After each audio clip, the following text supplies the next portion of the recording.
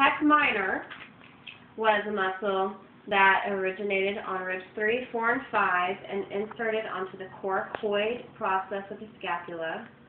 And its main action is that it protracts the scapula, or moves the scapula forward. It will also pull the scapula down or depress the scapula. The other thing to remember about pec minor, the little one that comes from here over to here, is that the brachial nerve plexus, which emerges from the neck, the nerves wrap right through that little muscle and come down the arm, and the pec minor can pinch the brachial nerve plexus.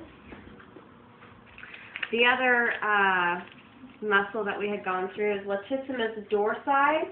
The widest of your back muscles originates through T7 down to the sacrum. It's a huge muscle, comes up, wraps up the side of the body, does a little twist, and inserts onto the intertubercular groove of the humerus. It has 3 actions. It adducts the arms down when you think of like a lat pull down.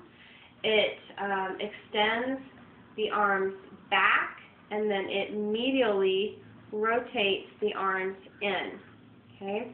Then you have a little muscle called teres major. Now, teres major is a synergist or a helper to latissimus dorsi. Teres major originates along the lateral border, inserts off onto the intertubercular groove up here, and it has the exact same 3 actions as the lats: extension, adduction, and medial rotation, which I can't show very well, but medially rotates the arm inward. So that's why it's called the last little helper, because it does the exact same 3 things. Then we talked about the 4 rotator cuff muscles. And you have the supraspinatus, which is on the very top, infraspinatus, which is down below the spine of the scap. You have teres minor. You have teres minor, which comes along the side, and then you have subscapularis, which is anterior. So let's talk about those 4. SITS. The first S is supraspinatus, located in the supraspinous fossa, and it comes through here. Oh, if I can get my rubber band through there. Okay. So it lies in the supraspinous fossa, comes and attaches right on to the greater tubercle of the humerus, if my humerus was turned correctly. There we go. Okay. Right there.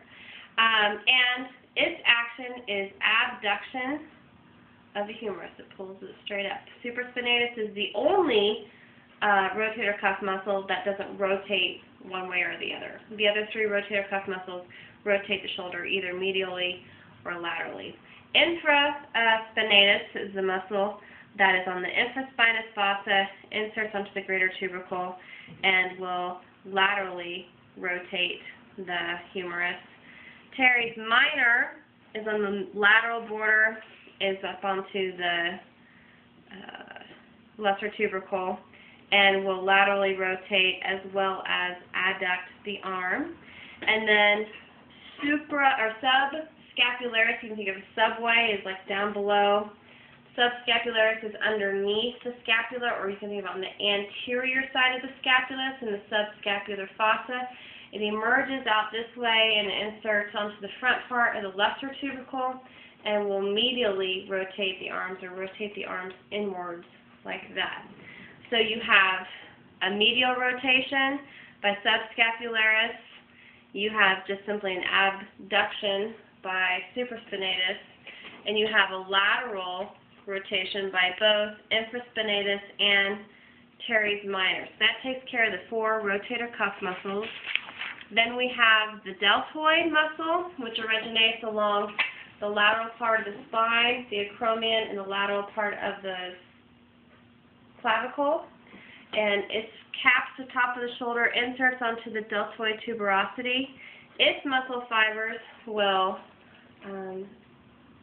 flex the humerus, extend the humerus, abduct the humerus, medial rotation, and lateral rotation. So it's an antagonist unto itself. Whoa, oh no, that's okay. Pec major, huge muscle in the front, pectoralis major, major means big. Origin along the sternum, part of the ribs, part of the clavicle, comes, does a little loop, inserts on the medial lip of the humerus. Its actions that it will abduct the humerus, medially rotate it, and flex the humerus. This pec major forms the anterior axillary wall. It will also, when it's tight, can cause heart attack-like symptoms and can cause postural distortions such as rounded shoulders. When we were back to the latissimus dorsi, it's also called the swimmer's muscle. I forgot to mention that.